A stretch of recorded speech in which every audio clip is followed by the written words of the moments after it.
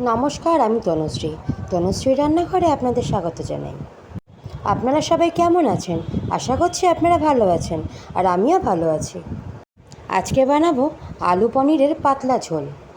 নিয়েছি আলু, লম্বালম্বি বরাবর কেটে সেদ্ধ করে ধুয়ে রেখেছি। পনিরটাও আগের থেকে ভেজে রেখেছি।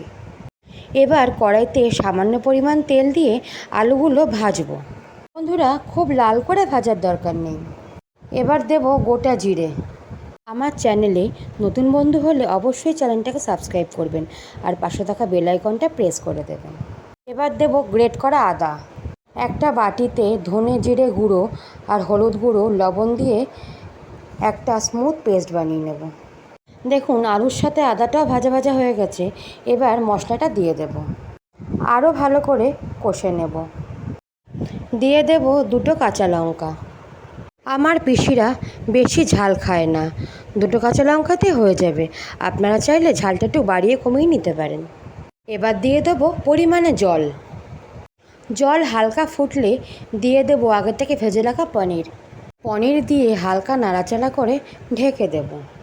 বন্ধুরা, আজকের আমার রান্না আলু পনিরের পাতলা ঝোল যদি আপনাদের ভালো লাগে, বাড়িতে অবশ্যই একবার বানাবেন। আর আমাকে কমেন্ট করে জানাতে ভুলবেন না। কথা বলতে বলতে চিনিটাও দেওয়া হয়ে গেছে। এবার দেব স্বাদ মতন গরম মশলা, দেব ঘি। টাটা বন্ধুরা।